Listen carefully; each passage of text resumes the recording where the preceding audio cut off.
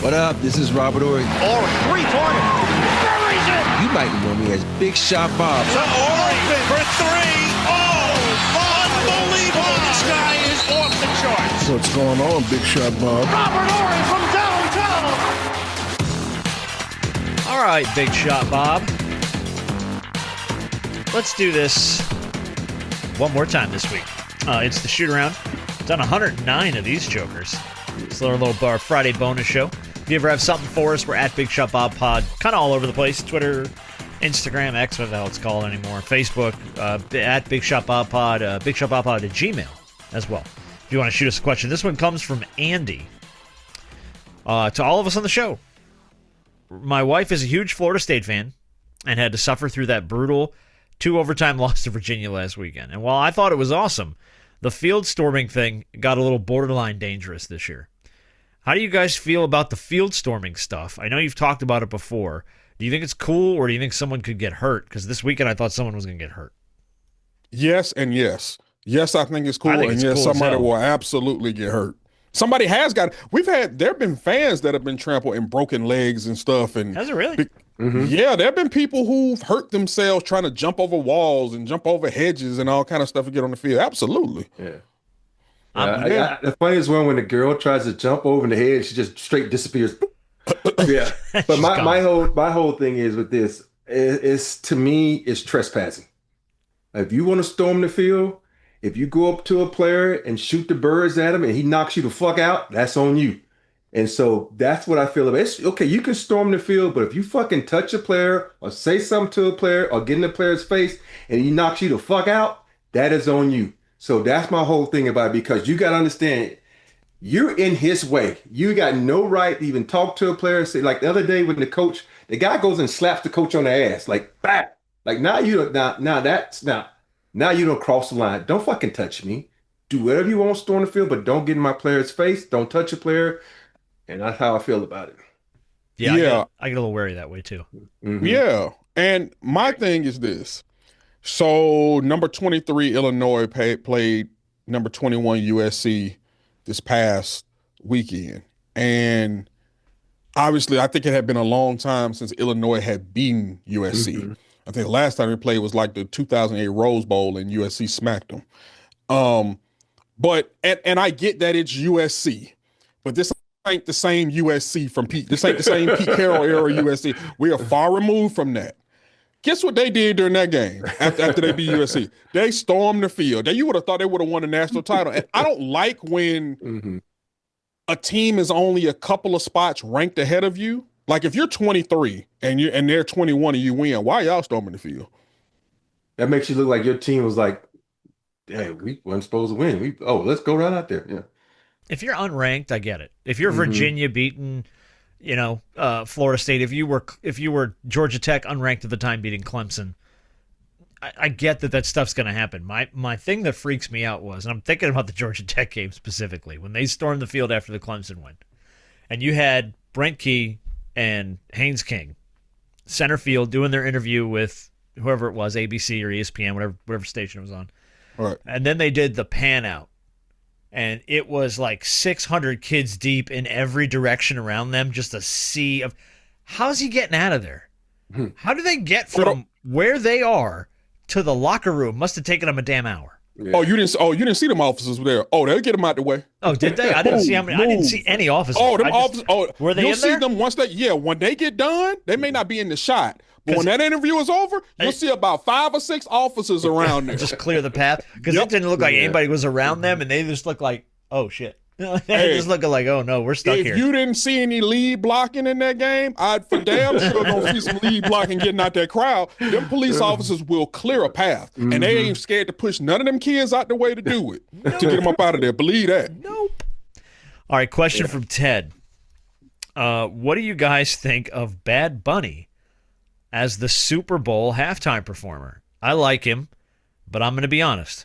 I could not name a single Bad Bunny song. Me neither. Is this more for the younger kids than the old guys like me? That's from Ted. Well, I've gone to a Bad Bunny concert. I don't speak Spanish, but the vibe and the beats I love. So I am very shocked that you look at the past Super Bowls. You had what was it? Lopez, Weeknd, Dre, Yeah. Rihanna, Usher, Kendrick, and now Bad Bunny. I can see how certain cultures not being represented. So they be like, well, hell, it's all, but I get it. But then there was a run, too, where it was like the Eagles and the Red Hot Chili Peppers. And, you know what I mean? And it was like the Who. And we were like, okay, we are really leaning into old white man. You know what I mean? Hey, but you guys say they'd be like, JC, there's another, I know everybody thought it was going to be Taylor Swift this year and everybody was wanting it, but I didn't think it was going to be her because she just came off that mega tour and the girl is tired. Let her get some rest. She ain't got no desire to play the Super Bowl halftime show. They're Exactly. not gonna. Whatever they're gonna pay her ain't worth the money. No, it's free. You don't get paid for doing a Super Bowl halftime show. Oh, so this is basically a free commercial for your music. Yes, they don't get paid. All the more reason Taylor Swift ain't gonna do it. Yeah, I saw an interesting. I don't know how true this is, but it was kind of weird because I think it happened back in '82. As they were saying, it was the reason that we have the halftime show now is because of In Living Color. Oh, I know this. Yeah. That was. I did not know this, and it was You like, didn't know that? Yeah. It was so weird. Like, because In Living Color did their halftime show. And then next year the NFL was like, hey, let's throw Michael Jackson out there. Keep everybody entertained. Because before Michael Jackson, what was it? Just bands, remember? right? It was like marching bands. Wow. They would get colleges and universities from wherever the city that was hosting to come out and do like their halftime marching band routine. And no, people didn't want to see that. People did not stick around for that, so they bounced. And then you're right. Then after Living Color did it, they were like, "Oops, Fox stole all our ratings. Let's go ahead, ladies and gentlemen, Michael Jackson. Here he comes." Yeah. So and then it was no going back from that. I'm not surprised at all that they chose Bad Bunny. I think you can only look at a lot of Bad Bunny concerts and see why they chose Bad Bunny. Oh, he's incredibly popular, but I'm with him in the sense that I couldn't name a Bad Bunny song on a bet. But what this is that this may be very political, but I know you're gonna go there. In the midst of everybody trying to push everybody back across the border and deport people, what the NFL is also trying to do is expand its Hispanic fan base. And they're trying, obviously they want to be more global, which is why they play the games everywhere. So having Bad Bunny perform at halftime, you're going to get amazing ratings and you could expand your fan base even more into the Hispanic community. Yeah. That's the goal. It was y'all remember the meme when Kendrick was on, you had all the white people sitting there like, and then they said, blank shit. Like, what? It's really going to be like that now because this is being spoken. It's been Spanish. So all in Spanish. I can't name one of Bad Bunny's songs, but I like his music. I get it. Let's talk about the Mets. Did he not make the playoffs? I actually had people reaching out and going, "Isn't Rob a Mets fan?" Ain't Rob a Mets fan? I'm like, I think he's bailed on the Mets a long time ago. I think he's all Dodgers now because the Mets epic 3.5 month slow motion collapse finished last Sunday when they lost the final game of the season to the Marlins and got eliminated in the final game of the regular season. The Reds had held the clincher in the tiebreak because they won the head-to-head series. So I had people asking me if you have been done with the Mets before this, and if not, if this is the official line of demarcation where you will no longer support the Mets. I am a time period Mets fan. The time when Gary Carter was there is the time I love the Mets. I have moved on from the Mets. You're the now. Davy Johnson era Mets fan. Gotcha. Yeah, and when my wife and I were talking about this, and I was like, damn, I feel bad for the Dodgers. They got to go all the way to New York to play the Mets. I'm like, shit, but I don't know who I'm gonna root for. Then I came back like, what the fuck, sis? What happened? I'm like, what the hell happened? And I looked, I'm like, well, damn, they must didn't want that playoff money. No. So yeah, it's gonna be interesting now. And look, the Braves didn't have a great year, so if there's nothing we can celebrate more than at least the collapse of the Mets. I mean, you know what I mean? And you got to pick your wins where you can get them. Yeah. I also got tagged a bunch this week on Twitter. Disney greenlit the Simpsons movie sequel this week. So they're going to do a Simpsons movie 2 20 years after the release of the original in 2007, it will come out in 2027. The Simpsons movie sequel. And people just going, there's Homer's coming back for seconds, him reaching for a donut type of a thing was sort of the teaser. They announced it and stuff. People were asking me if I was excited for it. I was like, I love The Simpsons. I have fallen off The Simpsons years and years and years ago. Like you being a time period Mets fan, yes. I'm sort of a time period Simpsons fan. Like I can go seasons 3 to like season 15. Everything beyond season 15 sort of lost me, and I'll still watch it from time to time, and I still think they do a good job. Yeah. But I don't know if they needed to do another Simpsons movie. You know what I mean? Just didn't feel necessary to me. But my question to you is there a movie that you feel needs a sequel? Needs a sequel? Needs a sequel. Because I don't know if the Simpsons one needed a sequel. Simpsons movie's funny. It's very well written. It fit the time period of what the Simpsons was doing. It holds up. It's still very funny. I don't know if it needed a sequel though. I think we mentioned this once before, and I don't think there's anything outside of sequel. You know, I know they're doing a Spaceballs 2, right? I'm down for it. Yeah, they are doing Spaceballs 2. Yeah, so that's the only thing that I know is up and coming. But other than that, there's nothing. I'm like, ooh, you know. I wouldn't mind another Back to the Future movie, even though there were 3 of them. I didn't love the third one. I wouldn't, and I know they've said multiple times, Robert Zemeckis has said we're never doing Back to the Future again, and I'm like, why not, man? You know what would be a good idea now? Do a Weird Science sequel. Ooh, yeah. But with AI. So it's like they're kids, and their kids are in AI, and now they can kind of redo it with like so I'm down for like a Weird Science sequel. But I don't know if that holds up. Don't hold up because the people out here in LA are pissed off at that. The AI girl now that's taken over. There's an AI actress now. Yeah, it's an AI actress that everybody's pissed off about. So I don't know if you really want to do that right now. Tilley Norwood, I think. Yeah, that's it. That's it. Yeah, Tilley Norwood. And I haven't read a ton on this, so I don't know a lot about it. Is she actually in stuff? Are they using her in stuff, or are they just using her as like a? This is the ideal person we'd like to have. I think this is just the ideal person. So they're up in arms out here about that. So yeah, I haven't really deep dive into it yet, and I plan to do it soon just because I love the fact that I'm in Hollywood and I want to see how people feel about it. Yeah. So. Okay. Yeah. I can't really think of anything else. Well, yeah. That's just a question. Not a big deal. But I would like to see them redo Weird Science, man. Reboot that thing. That'd be fun. Speaking of reboots, I know you never seen one. They finally said they was going to do the last one of the Fast and the Furious. Never watched a single one of them. I know, and they actually bringing back Paul in the last one. I don't know how they're going to do it. Yeah. Well, that's going to be AI. Yeah. It's going to or computer generated or whatever. Yeah. So I would see that's where I get iffy, man. When you bring back people that have passed on. Yeah. Like I liked it because I was a fan of it when they did the Ghostbusters reboot, and they had that final shot in Ghostbusters Afterlife with Harold Ramis, who's passed on for years now, as Egon Spangler standing next to him as a ghost, and I was just like, Harold's been gone a while, and I don't know how I felt about that. I was like, look, I love the original Ghostbusters, but I'm like, I don't know how. Now he was a ghost. So I was like, okay, it wasn't like they tried to bring him back full, but still, it felt really, really eerie to me. Yeah. I'll say this. I know Ice Cube everybody had been teasing like the Last Friday movie. I don't know if I want to see that anymore though. No John Witherspoon, Pops is dead. Yeah, he passed Debo away. is dead. Yeah. Chris Tucker doesn't curse anymore. No, he really said he doesn't. Well, he wasn't in the last two anyway. No, but I think for the last Friday, I think they were talking about bringing him back. That'd be great. But he doesn't. Like, I just don't think. Is Miss Parker gonna be in there?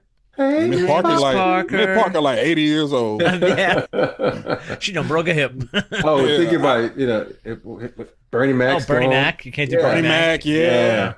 But that's just it. You guys told me to watch the next 2 Friday movies, and I did. I went and I watched next Friday and the Friday after next. And Friday after next. And there are moments that are funny in both of those movies. They're great, but they're not like the first one. No, the first one is front to back iconically awesome.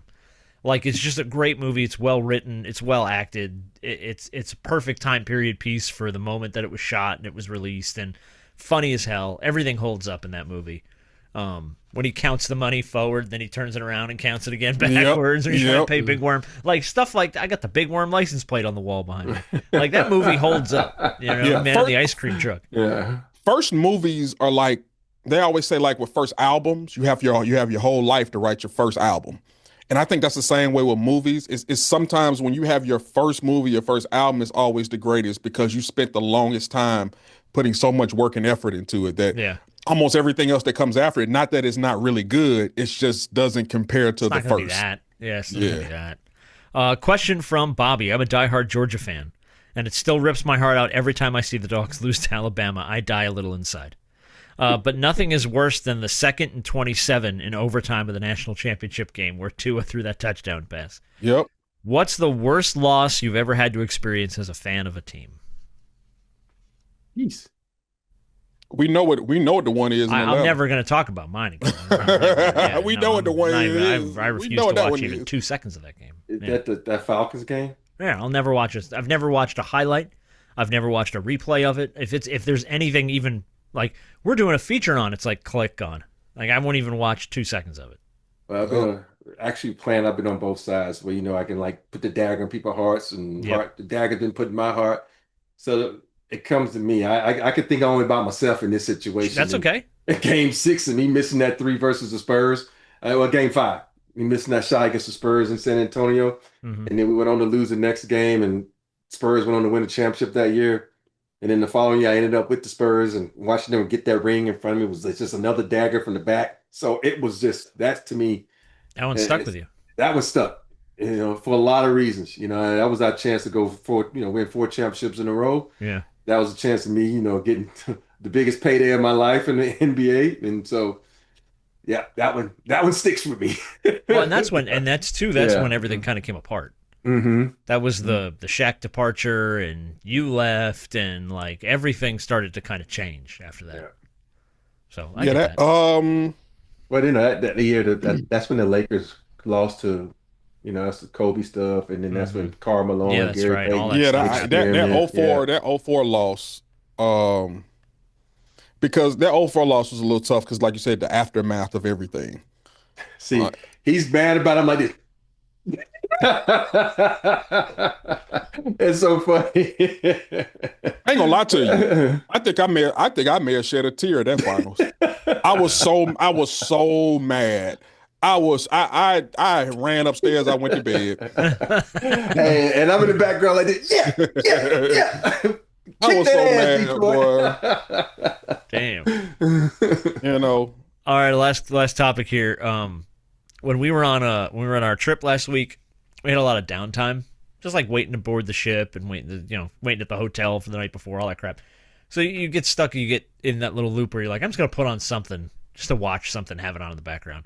We started watching Old Key and Peele's, and holy crap, they hold up. They are so good and so funny. So it's become like a comfort show now. Like if I need to put something on in the background, I just put on Old Key and Peele and just kind of let it run in the background and make me laugh the whole time. What's your comfort show? Or it could be a movie, it could be a show. Like you just need to put something on in the background. Maybe you've seen it 1,000 times, doesn't even matter. But you'll just put it on and let it run just because it's like, or for me too, if there's a movie on TV, even if I've seen it 1,000 times, certain movies I'll always stop and watch. I got one. Well, I don't even know if I want to call it the second one a comfort show, and you probably would never guess it, and you'd be absolutely shocked. I'm excited. But I want to hear this. Yeah. But I'm gonna give you the one that you probably won't be too surprised about. Whenever the Bernie Mac show is on, I can just sit down and watch it. Yeah. Original Bernie Mac is good. I've seen every episode really from good. every season, everything. But that's Bernie, man. It's That's just the Bernie. opportunity to watch Bernie. Just is what it is. What's the one we would never expect? I'm so excited. Yes. I don't know if I even want to say this. Do it. One, boy. Do it. You'll never guess it. Murder, She Wrote. Damn. Seriously? Murder, She Wrote. Wow. That Was it something that was just like from when you were a kid? It was on a lot or something? Like, yeah, but I just love the way she figure out them murderers, boy. That little old white lady be figuring them murders out. Do you watch Matlock? The new one? No, I don't watch Matlock. If you watch Murder, She Wrote, you got to watch Matlock. I used to watch Matlock back in the day. Well, the I used old to watch. Matlock. This one was Bates. Yeah. No, this is one. No, with, this is the Kathy Bates. You have to watch it, man. The new season's about to start, so by the time you catch up with season 1, you'll be going right into season. Is it 2 or 3? I don't know. Is it good? It's good. It's good. It's good. Is it really? You have to watch it. Yes, you have to watch it. I've almost refused because it's like it's not a reboot of Matlock. It's not a her reboot. name happens to be Matlock. Yes. And I'm like, and she talks about it in the show. I know, but I'm like, part of it is like, it feels like you're treading on the original, man. No, it's not. It has nothing to do with the original. You have to watch it. If you like Murder, She Wrote, this is right up your alley. So what is it on? What does it come on? It's on CBS. CBS? Oh, CBS. Okay. Yeah. So it'll be on Paramount. Yeah. But mine that's the is, same. Yeah. Go ahead. That's the same way, like with the Equalizer with Denzel, they did a reboot kind of with Queen Latifah on network TV, which I never really watched. But that is so much like it kind of like intersects a little bit. Yeah. But this one she's a lawyer, just like Matlock, but it's okay. She's not even like, she's just an associate. You know, she's not a head. Yeah. But you got to watch. It's really good. But mine is it's probably a lot of people's. It's the Doink Doink. You don't know what the Doink Doink is? SVU. No. Oh, SVU. Oh, that's another one. That is a good one. It's like it don't matter which way. It's a million of them. But I like the one. I really like. I don't know his name, but he played in a movie where he called it. I'm gonna call you Rabbit. It was that show. But I like those more than I like the other ones with Ice-T and the other girl. But I just like all the SVUs. Yeah.